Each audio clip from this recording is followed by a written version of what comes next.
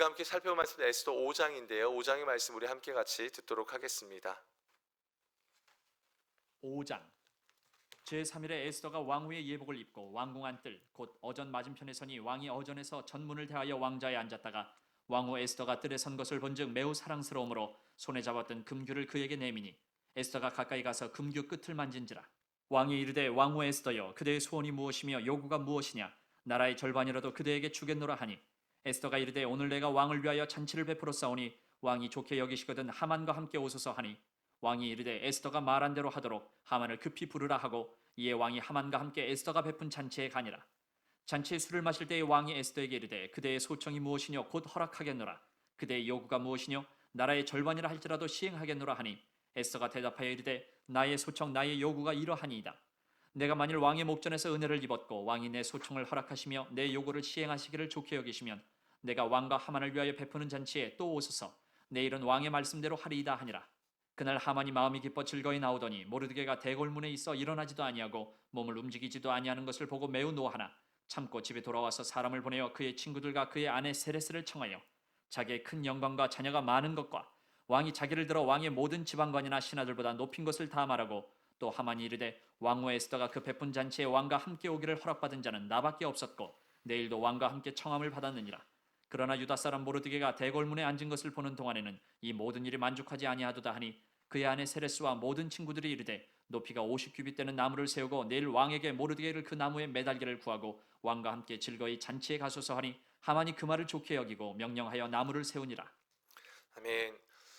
이제 이스라엘 백성들이 주전 586년에 바벨론에 의해서 멸망하고 난 이후에 이제 어떻게 보면 포로주로 끌려간 이후에 그 이스라엘의 역사를 다루고 있는 책이 그중에 특별히 역사서라고 분류하고 있는 책이 에스라, 느헤미야, 에스더라는 책이 있습니다.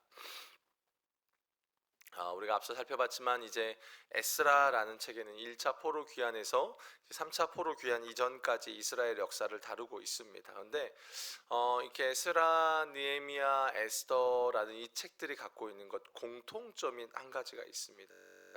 눈에 보여지기는 이스라엘은 어떻게 보면 자기들이 믿는 하나님으로부터 버림받은 것 같은 그런 모습이 보여질지 모르겠습니다. 그리고 그들의 놓여진 형편과 상황들은 완전히 망한 것처럼 보여질지 모르겠습니다. 그런데 이 에스라, 느헤미야, 에스더 포로 후기의 역사 속에서 나타나고 있는 하나님의 모습은 뭐냐면 하나님께서 여전히 자기가 택한 백성을 포기하지 않고 계신다라는 것을 그 역사서 가운데 일관되게 이야기해 주고 있습니다.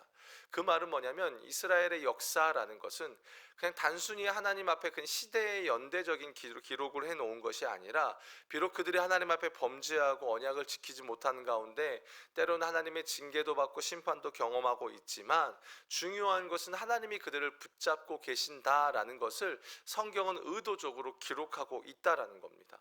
그러니까 오늘 우리가 살펴보는 에스더도 마찬가지예요. 이 에스더라는 것이 1차 포로 귀환에서 2차 포로 귀환 사이 가운데 일어난 일이란 말이죠. 이 책에도 우리가 첫 시간에도 다루었지만 하나님의 이름은 기록되질 않아요. 근데 지금 5장까지 우리가 살펴보고 있지만 여러분 하나님의 이름은 기록되고 있지 않지만 어떻습니까? 하나님의 보이지 않는 손이 이스라엘 가운데 임하고 있다는 건 우리가 얼마든지 확인할 수 있는 겁니다. 저는 이 부분이 제일 큰 은혜가 됩니다. 하나님은 분명 오늘도 살아계신 하나님이십니다. 그런데 그 하나님은 우리의 눈에 보여지지 않는 분이십니다. 이게 신비이죠. 눈에 보이지 않지만 살아 역사하고 계시고 우리의 현실 가운데 여러분 그 하나님이 느껴지십니까? 느껴지잖아요. 경험되어지고 있다는 겁니다. 지금 에스더란 책 안에도 고스란히 그러한 하나님의 흔적이 보여집니다. 오늘 본문만 봐도 그렇습니다. 분명 하만은요 작정하고 이스라엘 민족들을 진멸할 계획을 세웁니다. 3장에서 하만이 모르드게와의 갈등으로 해서 유대인들을 이제 멸절할 음모를 세우고 그것이 실현될 것이 당장 눈앞까지 온 겁니다. 근데 이 가운데 이스라엘이 할 수 있는 게 아무것도 없습니다. 에스더도 마찬가지입니다. 에스더가 왕후로 있다고 한들 우리 어제 본문에서도 확인했잖아요. 에스더는 어떻습니까? 왕에게 나아가서 뭔가 청을 구할 때 왕의 규가 먼저 허락되지 않으면 아무것도 에스더는 나아가서 할 수 있는 것이 없습니다. 그러니까 에스더도 자신의 처지를 너무 잘 알고 있으니까 모르드게에게 그렇게 이야기하는 겁니다. 그렇다면 모르드게가 뭐 할 수 있는 게 있을까요? 모르드게도 마찬가지입니다. 어떻게 보면 지금 당장 이스라엘에게 놓여진 현실을 보면 어떻습니까? 그냥 허무해 보입니다. 권력을 가진 이 하만이란 자 앞에서 그냥 내세울 것이 하나도 없습니다. 초라해 보입니다. 근데 가만히 생각해 보면 그 이스라엘의 모습이 우리의 모습입니다. 우리가 세상 앞에 서면 그렇습니다. 너무 초라해 보입니다. 내세울 것이 아무것도 없어 보입니다. 그런데 아주 기가 막힌 타이밍에 우리가 그렇게 초라해 보이고 내세울 거 없어 보일 그 순간에 사단은요, 우리의 심령 가운데 더더욱 여기에 좌절을 줍니다. 낙심을 줍니다. 어떨 때는 비교의식까지 심어줍니다. 그래서 그 눈에 보이는 현실 앞에서 우리가 좌절하고 낙심하면서 사단은 어떻게 하냐면 다 포기해 버리도록 놔버린다는 겁니다. 근데 이 에스더서를 보고 있으면 우리가 포기할 수가 없어요. 왜요? 하나님이 포기하지 않으셨기 때문입니다. 하나님이 이스라엘의 역사를 포기하지 않고 계시기 때문에 이스라엘은 포기해서는 안 된다는 겁니다. 우리도 마찬가지죠. 우리의 인생이 초라해 보이고 사단은 거기에다가 설상가상으로 우리에게 더 낙심을 주고 더 절망의 늪으로 빠뜨려 버리려고 합니다. 포기할 수 없는 이유는 하나님이 택한 백성을 포기하지 않았기 때문에 우리도 포기할 수 없다라는 겁니다. 여러분, 지금 이스라엘을 구원해 낼 인물은 아무도 없습니다. 모르드게도 아닙니다. 에스더도 아닙니다. 어떤 분들은 에스더라는 인물을 굉장히 높이 평가하는 경우도 있습니다. 그렇지 않습니다. 어떤 면에서 떠밀려 행하는 정도의 인물입니다. 물론 그렇게 해서 마음이 변화돼서 이렇게 뭐 죽으면 죽으리다라고 이렇게 결단하면서 내가 나아가는 것도 귀하죠. 근데 중요한 것은 에스더도 아니고요, 모르드게도 아닙니다. 지금 여러분 이 가운데서 하나님이 어떻게 역사를 끌어가고 계시는가에 대해서 여러분의 관점의 변화가 일어나길 바랍니다. 비록 보이지 않지만 살아 역사하시는 하나님께서 믿음이 없고 또 주저함이 많은 에스더의 마음을 움직여 주시고 또 모르드게에게 하나님의 일하심에 대한 영적인 눈을 띄워 주셔서 그 악한 하만에게 굴복하지 않고 믿음으로 대항하도록 용기를 주고 계신다는 거예요. 오늘 본문 안에도 그것이 고스란히 나옵니다. 1, 2절에 보게 되면 제3일에 에스더가 왕후의 예복을 입고 왕궁 뜰 안뜰 곧 어전 맞은편에 서니 왕이 어전에서 전 문을 대하여 왕자에 앉았다가 왕후 에스더가 뜰에 선 것을 본즉 매우 사랑스러움으로 손에 잡았던 금규를 그에게 내미니 에스더가 가까이 가서 금규 끝을 만진지라. 여기서 제3일에 라는 말을 직역하면요, 그리고 3일이 되었다 이런 겁니다. 그러니까 하만의 악한 음모가 계속되는 가운데 기도로 문제를 풀어가는 가운데 뭐예요, 여러분? 뭔가 이제 하나님의 일이 일어나겠다라는 그런 복선이 보여지는 부분입니다. 그동안 모르드게의 말에 주저하고 있었던 에스더가요, 이제 자신이 요구하던 이렇게 3일 밤낮을 금식해달라고 요구했잖아요. 근데 자신이 3일 밤낮을 기도해달라고 요청해 놓고는 그 금식 기간이 끝나기도 전에 이제 에스더가 어떻게 합니까? 왕을 만나기 위해서 액션을 취하는 겁니다. 저는 이게 하나님의 일하심의 흔적이라고 생각합니다. 얼마나 두려웠을까요? 여러분, 당시에 이 왕이라는 이 개념은요, 여러분 오늘날 우리가 생각하는 대통령의 개념 정도가 아닙니다. 귤을 먼저 내밀지 않았는데 그 왕을 만나기 위해서 나아갔다라는 건요, 제 아무리 아름다운 왕후라도요 목숨이 왔다 갔다 할 수밖에 없다라는 겁니다. 그럼에도 불구하고 에스더가 결단하고 그 3일이라는 시간이 다 채워지기도 전에 이렇게 움직였다라는 것은 하나님의 역사라는 겁니다. 하나님께서 모르드게를 통해서 에스더에게 말씀하시는 거죠. 모르드게의 말이 단순히 사람의 말이 아닙니다. 에스더에게 하나님의 음성으로 들려진 겁니다. 그렇게 에스더가 왕후의 예복을 입고 나옵니다. 화려한 예복을 갖춰 입었지만 아이러니하게도 에스더는요, 여러분 3일을 금식하면 얼굴은 어떻게 될까요? 저는 하루만 금식을 해도 한 끼만 굶어도 얼굴이 초췌해집니다. 3일을 금식한다라는 것은 어땠을까요? 얼굴이 초췌함이 나타났겠죠. 근데 에스더의 심령은 어땠을까요? 어쩌면 그의 심령은 하나님의 영으로, 성령으로 충만하지 않았을까요? 어쩌면 에스더가 이렇게까지 결단할 수 있었던 것은 성령의 역사가 아니고 뭐라고 설명을 할 수 있을까요? 요즘 그렇잖아요. 성령의 역사가 아니고 목숨을 어떻게 걸고 나아갈 수 있었겠냐는 거죠. 요즘 우리는 그런 말을 많이 해요. 이렇게 TV에서도 보면은 우리 뭐 생명을 걸고 뭐 한다, 목숨 걸고 뭐 한다 이런 말들을 너무너무 쉽게 합니다. 그러니까 제가 폐결핵을 걸려서 이렇게 거의 이제 이렇게 생명의 위협을 느낄 때 진짜 무서웠습니다. 생명을 건다, 우리가 흔히 교회에서도 순교한다 이런 말들은 사실 우리가 하는 말이 아닙니다. 이거는 성령께서 우리 안에서 역사하실 때만 나타날 수 있는 말이라는 겁니다. 근데 지금 에스더에게 그런 역사가 나타나는 겁니다. 여기 보면요, 에스더가 그렇게 왕궁 안뜰에 서게 됐다라고 말해요. 여러분 이렇게 서다 이 말의 느낌이 어떻습니까? 왕의 부름 없이 서는 자는 죽음을 면치 못하는 것이 페르시아 왕실의 규례입니다. 솔직히 여러분 이 아하수에로라는 왕은요 굉장히 즉흥적인 왕입니다. 감정적인 사람이에요. 그러니까 절제가 잘 안 되는 왕입니다. 근데 그런 왕 앞에 에스더가 나아가는 겁니다. 그리고 에스더가 그 왕궁 뜰 앞에 선 것을 왕이 보게 되고 2절에 보면 여기 본즉 나오죠. 이 말은요 그냥 무심코 본 것이 아니라 저게 뭐지? 관심을 갖고 유심히 살펴본다는 뜻입니다. 어떻게 보면요 아하수에로 왕의 입장에서 자신이 사랑하는 왕후 에스더가 왕실 규례를 어기면서 왕궁 안뜰까지 나온다라는 건 굉장히 의아한 겁니다. 근데 참 감사하게도 이 가운데 하나님이요 에스더에게만 역사한 것이 아니라 그 변덕스럽고 즉흥적인 그 아하수에로의 마음에까지 하나님이 역사하십니다. 어떻게 역사하시냐면 왕의 눈에 에스더가 무척 사랑스러워 보인다는 겁니다. 이게 무슨 하나님의 역사입니까? 라고 말하지만 여기서 매우 사랑스러움으로 라는 단어가요 여러분 이 히브리어로 헨이라는 단어인데 이 단어가 은혜라는 뜻을 갖고 있습니다. 원래 이게 구풀이다 이런 뜻인데요. 그래서 허리를 구부려서 자비를 베푸는 그런 행동과 관련되어서 은혜를 베풀다라는 단어로 쓰여진 건데요. 여러분 이 단어가 어디에 나와 있냐면 여러분 창세기 6장 8절에 가보면 이런 말이 있습니다.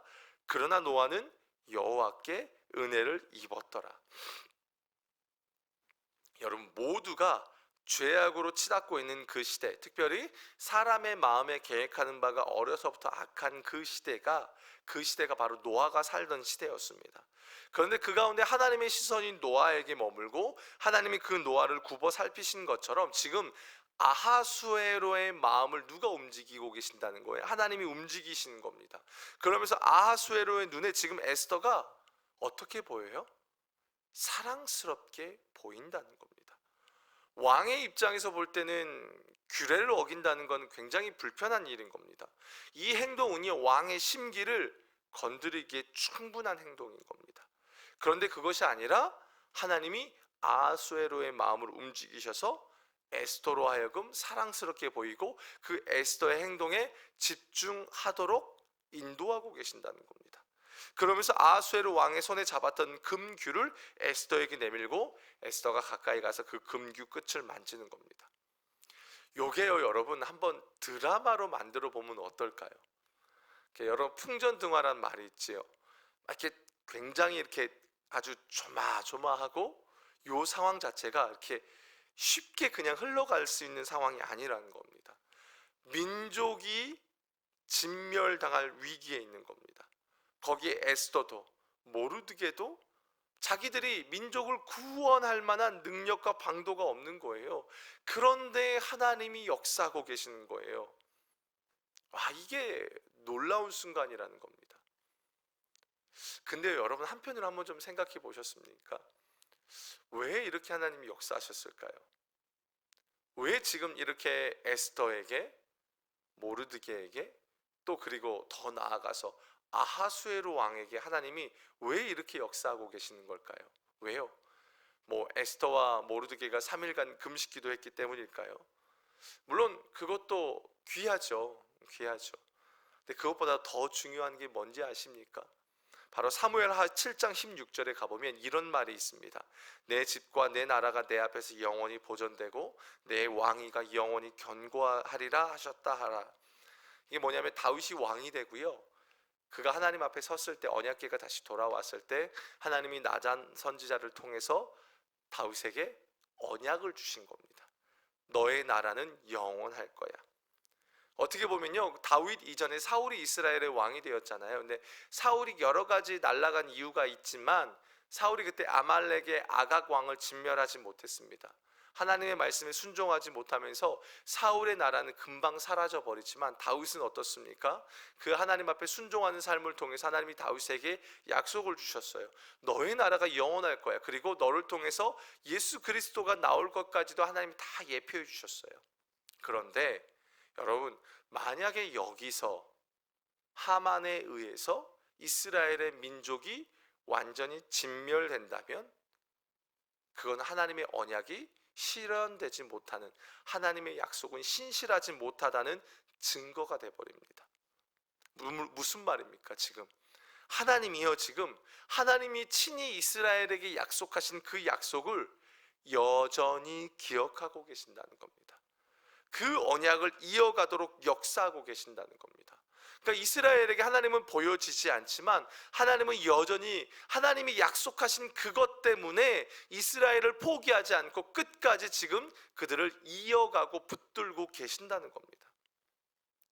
우리가 여기서 놓치지 말아야 될 사실이 있습니다. 저는 이 대목이 참 은혜가 돼요. 여러분, 제가 서두에 그런 말씀 드렸잖아요. 에스라, 느헤미야, 에스더, 여기에 한 가지 흐르고 있는 흐름이 있다라고 말했습니다. 그건 뭡니까? 하나님은 절대 포기하지 않는다라는 겁니다. 그러니까 이스라엘이 지금, 여러분, 그래요, 맞아요, 금식했죠, 귀하죠. 그러나 그것만이 하나님의 역사의 근거가 되질 않는다라는 겁니다. 하나님의 역사의 절대적 근거, 가장 중요한 근거는 바로 하나님의 약속이고 하나님의 신실하심 자체라는 겁니다. 하나님, 그분이 약속하셨고 그분이 인도하시고 그분이 큰 놀라운 이스라엘 향한 뜻을 갖고 계시기 때문에 포기하지 않는다라는 겁니다. 우리가 사실 살다 보면요, 그 하나님의 크기를 망각할 때가 참 많습니다. 내 기준, 내 생각, 내 형편에서 하나님의 크기를 정해버립니다. 어떨 때는 내 감정의 무너짐, 감정에 사로잡혀서 하나님의 크기를 놓쳐버리고 그 감정의 늪에 빠져서 나오지 못할 때가 참 많습니다. 여러분들이 기도해 주셔서 정말 감사하게 수련회를 잘 다녀왔어요. 너무 감사하게 정말 감사했어요. 근데 수련회 중간에 어떤 일 하나가 있었어요. 어떠한 지체가 어떤 개인적인 일 때문에 감정에 확 사로잡히는 겁니다. 그래가지고 어려움을 호소했습니다.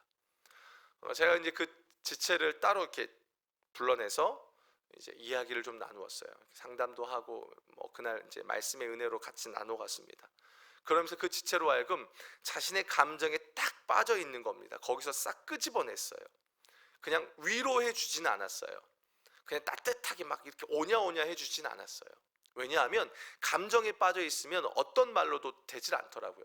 딱 끄집어내는 쪽에 초점을 맞추면서 정말 감사하게 하나님이 그 전날 주신 말씀이 있었어요. 그 아침에 주신 말씀, 그 말씀을 고스란히 그 지체에게 계속적으로 드러내며 선포하면서 그 지체의 시선이 자기의 감정이 아니라 하나님의 말씀에 고정되도록 권면을 했습니다. 그러고 났더니 어떠냐면 바로 회복이 되더라고요. 희한하죠. 앞으로 또 이 지체는요, 여러분 그렇잖아요. 우리가 한번 넘어지면 자주 넘어지잖아요. 또 어떤 면에서는 자신의 감정의 늪에 빠질지 모르겠어요. 근데 제가 그 지체에게 그랬어요. 나는 네가 그 감정에 빠지면 나는 너에게 또 하나님의 말씀을 들이댈 거야. 그리고 너의 감정에 빠졌을 때 너의 시선을 말씀으로 고정시킬 거야. 여러분, 말씀의 시선을 고정시킨다라는 건 뭡니까? 하나님께 우리의 시선을 고정시킨다라는 겁니다. 하나님의 그 크신 크기에 우리의 시선이 고정되도록 허락하겠다라는 겁니다. 여러분, 하나님은 굉장히 크신 분입니다. 하나님은 그 말씀하신 언약을 절대 잊지 않으시는 분입니다. 그 언약이 친히 성취되도록 쉬지 않고 우리의 인생에 역사하시는 분이라는 겁니다. 그분이 바로 우리가 믿는 하나님이십니다. 아멘이십니까? 저도 그런 측면에서 이 에스더의 말씀요, 여러분 굉장히 신나는 말씀입니다. 물론 눈에 보여지는 건요, 절대절명의 위기의 순간들, 민족이 여러분 멸망당할 아주 죽음과 같은 순간을 그들의 앞에 놓여져 있는 겁니다. 그러나 눈으로 보여질 때는 그런 상황일지 모르겠지만 하나님이 어떻게 합니까? 여전히 이스라엘을 들어 올리고 계신다는 겁니다. 그들을 붙들고 계신다는 겁니다. 그렇기 때문에 이 책은요, 하나님의 역사의 책이라는 겁니다. 하나님의 일하심의 증거가 된다라는 겁니다. 여러분, 에스더가 3일간 금식하는 가운데 뭘 깨달았을까요? 성경에는 구체적으로 뭘 깨달았는지에 대한 이야기가 나오질 않습니다. 근데 적어도요, 이 본문의 흐름을 고스란히 이렇게 보고 있다 보면 모르드게처럼 하나님의 약속과 하나님의 크기를 다시금 확인하지 않았을까요? 왜냐하면 아하수에로가 에스더를 보면서 얼마나 사랑스러웠던지 여러분, 이 에스더에게 나라의 절반이라도 주겠다라고 이야기합니다. 곰곰이 한번 생각을 해봤어요.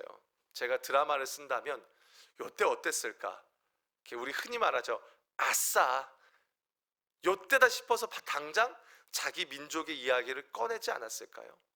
근데 에스더는요, 당장 그렇지 않아요. 더 냉철합니다. 여러분, 이 4장, 이제 에스더가 하나님 앞에 기도하면서 에스더가 하나님의 크기와 역사를 보기 이전과 이후가 달라져요.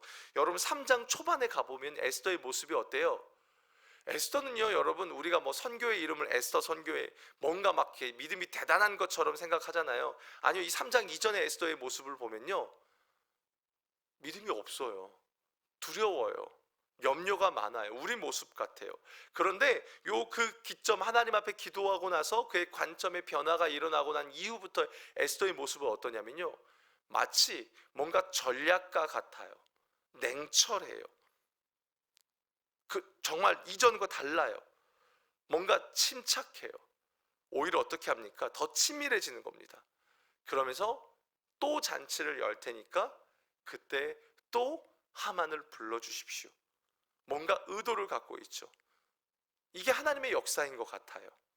하나님의 일하심을 보는 자에게 나타나는 냉철함인 것 같아요.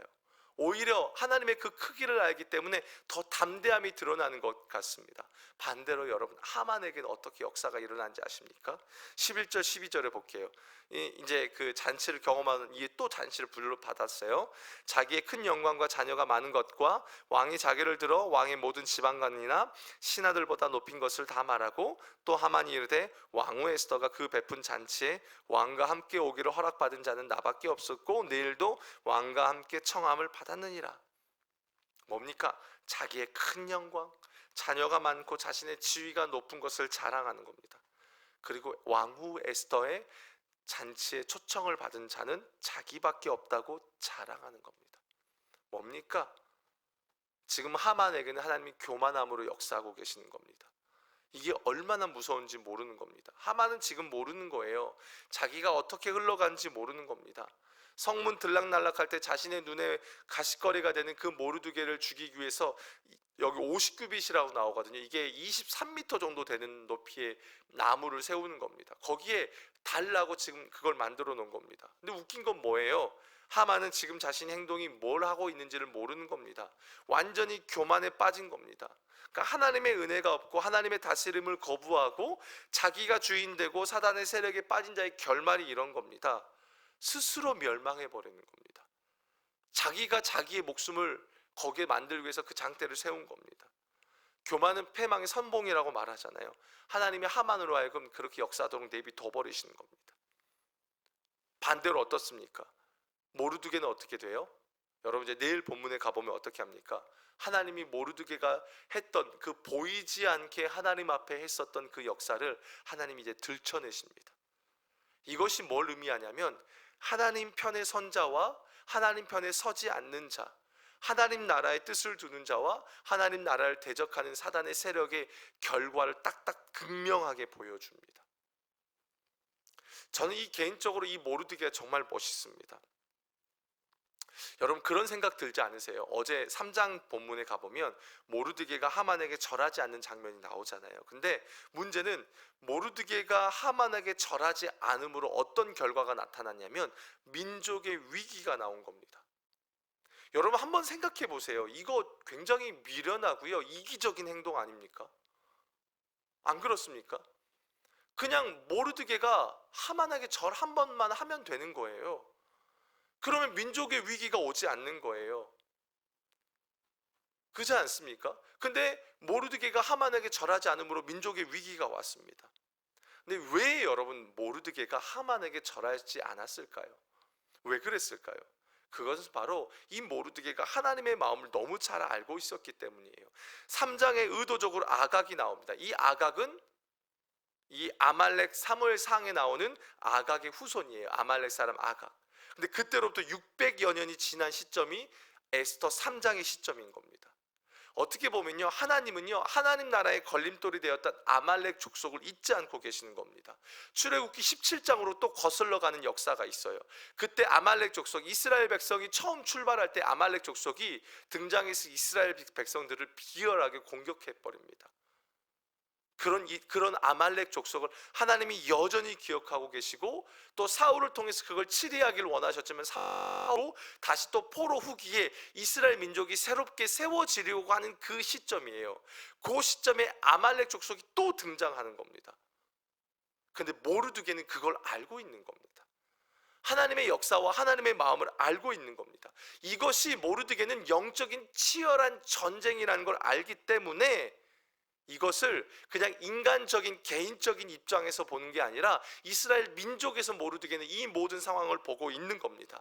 피하지 않은 겁니다. 하나님이 이 모든 전쟁 가운데 치러가고 일을 이루어 가실 것을 알고 있는 겁니다. 에스더도 마찬가지, 그가 기도하는 가운데서 모르드게를 통해서 그 하나님의 마음을 알게 되는 겁니다. 그리고 그 하나님이 여전히 자신의 편에 서서 그 약속하신 약속을 여전히 기억하시고 여전히 붙들고 계신다는 걸 에스더도 알기 때문에 이 가운데 이렇게 믿음으로 반응하는 것입니다. 사랑하는 여러분, 뭘 말씀드리고 싶냐면, 전 이 에스더라는 책이 참 좋아요. 왜 좋냐면 하나님이 분명 보이지 않습니다. 드러나지 않아요. 하나님의 이름은 하나도 나오지 않아요. 그런데 성경 66권의 정경으로 집어넣습니다. 왜요? 눈에 보이지 않지만 하나님은 여전히 역사하고 계시고, 하나님은 이 치열한 영적인 전쟁 속에 이스라엘의 편에 서서 그 모든 전쟁을 주도하고 계시기 때문입니다. 여러분, 이건 단순히 이스라엘 민족의 구원이 아니에요. 포로 후기에 이스라엘 민족이 다시 성전이 회복되어져 가는 그런 과정 중에 있는 거잖아요. 하나님 나라가 다시 세워져 가는, 리빌딩 되어져 가는 그 과정 속에 이 하각은 하나님 나라를 무너뜨리려 하는 악한 자라는 겁니다. 그런데 그 속에서 모르드게는, 또 에스더는 그 하나님이 여전히 자신들에게 약속하신 약속을 기억하고 계신다는 것을 알기 때문에 그 영적인 전쟁을 피하지 않더라라는 겁니다. 그러면서 그 하나님의 마음으로 반응하며 나아가고 있더라라는 겁니다. 사랑하는 여러분, 하나님은 하나님의 역사에 관심을 두고 있고, 또 하나님의 일하심에 대한 갈망을 갖고 있고, 그리고 그래서 하나님 편을 선택하는 자들에게요 더더욱이 역사하시는 분이신 줄로 믿습니다. 그리고 그 하나님을 대적하는 자들은 교만함을 그들에게 심어주면서 그 교만함으로 스스로 멸망하도록 만드시는 분이라는 겁니다. 사랑하는 여러분, 우리는 이 땅을 살아가면서 누구 편에 서느냐가 너무나 중요합니다. 여러분은 오늘 하루를 누구 편에 서서 살아계시겠습니까? 여러분의 눈에는 누가 보여주십니까? 하나님이 보여주십니까? 눈에는 보이지 않습니다. 그런데 여러분, 앞서 말씀드렸듯이 느끼고 계시잖아요. 우리 불렀던 찬양처럼 주위를 둘러보면 아무도 없는 것처럼 보이잖아요. 그럼 믿음의 눈을 보면 보이는 분이 계시잖아요. 지금도 역사하고 계시고 살아계시는 그 하나님, 그 하나님이 우리를 위해서 하나님이 친히 약속하신 그 약속을 잊지 않고 우리의 삶에 은혜를 베풀기를 원하고 계신다는 겁니다. 우리는요 그걸 아는 자입니다. 그 하나님의 은혜를 알고 그 하나님의 일하심을 아는 자입니다. 그렇기 때문에 우리는 오늘 하루를 살아갈 때에도 하나님 편에 서는 겁니다. 내 감정, 내 상황, 자꾸 거기에 몰입되고 함몰되는 것이 아닙니다. 거기에 빠져 계셔서는 안 됩니다. 난 이렇지, 난 이래. 아니요, 언제는 안 그런 적이 있었습니까? 우리 매번 힘들잖아요. 안 힘든 적 있으셨습니까? 언제는 그게 다 그랬습니까? 중요한 건 우리가 거기에 함몰돼 버린다는 겁니다. 그것이 아니라 그 순간 눈을 들면 보이는 분이 계시다고 말하잖아요. 지금도 내 삶에 역사하고 계신다고 말하잖아요. 그 하나님이 내 편이 돼서 그 하나님이 나에게 주신 약속을 성취해 가고 계신다잖아요. 그렇다면 우리는 그걸 바라볼 수 있는 눈이 열려져야겠죠. 사랑하는 여러분, 부탁드립니다. 이 에스더서를 보면서요, 여러분의 처한 환경에 그곳에서 시선이 딱 거두어지고 끊어지고, 지금도 보이지 않지만 말씀을 통해서 역사하시는 그 하나님께 여러분의 시선이 고정되길 주님의 이름으로 축원합니다. 우리 함께 같이 기도했으면 좋겠습니다. 1절 2절에 보면 제3일에 에스더가 왕후의 예복을 입고 왕궁 안뜰 곧 어전 맞은편에 서니, 에스더가요 3일간 금식을 기도합니다. 그리고 약속한 3일이 다 되지 않은 상태에서 행동을 합니다. 왜요? 그가 그 시간 속에 깨달은 게 있습니다. 이전에는 두려움에 사로잡혀 있었다면 그가 기도하는 순간에 하나님이 보여지는 겁니다. 하나님의 일하심이 깨달아지는 겁니다. 그리고 하나님 앞에 결단하며 반응하며 나아가는 겁니다. 여러분은 기도하면서 무엇을 깨달으십니까? 막 많이 하고, 물론 오랜 시간 주님 앞에 기도하는 거 중요하죠.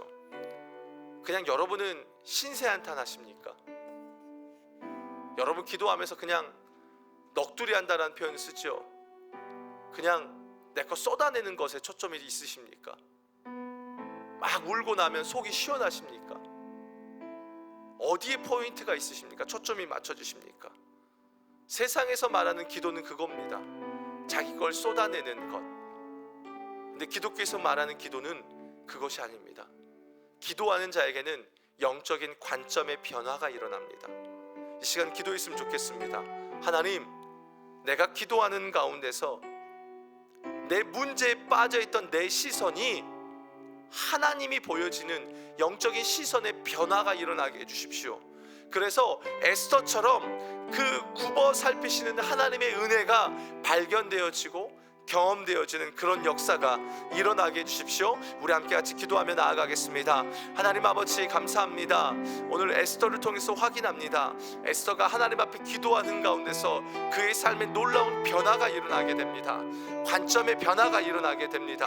하나님, 그 이전까지는 그의 문제에만 초점이 맞춰져 있다면 에스더가 그 3일의 시간이 완전히 채워지기 전에도 하나님 행동을 하게 됩니다. 왜냐하면 멈출 수 없는 이유가 에스더가 하나님이 보여줬기 때문입니다. 하나님의 은혜와 하나님이 약속하신 것을 이루어 가시는 분이라는 것을 에스더가 깨달아지기 때문에 감정과 상황에 사로잡히는 것이 아니라 그 모든 것들을 제쳐두고 하나님께 반응하며 나아갈 수 있었던 것입니다. 하나님, 우리의 기도를 점검합니다. 우리의 기도가 무엇입니까? 하나님, 내 소원을 늘어뜨려 놓는 것입니까? 하나님, 넋두리하는 것입니까? 신세한탄하는 겁니까? 하나님, 기도는 그런 것이 아닙니다. 하나님, 기도는 하나님을 바라보는 것입니다. 관점의 변화가 일어나는 겁니다. 단순히 오래 기도했다, 그것이 중요한 것이 아니라 관점의 변화가 일어나는 겁니다. 하나님, 우리의 기도를 통해서 관점의 변화가 일어나고 하나님이 보여지게 하여 주시고 그 하나님이 우리 가운데 역사하시고 일하시는 놀라운 은혜를 우리가 경험할 수 있도록 하나님 인도하여 주시옵소서. 그런 은혜가 우리의 삶에 나타나기를 간절히 원합니다.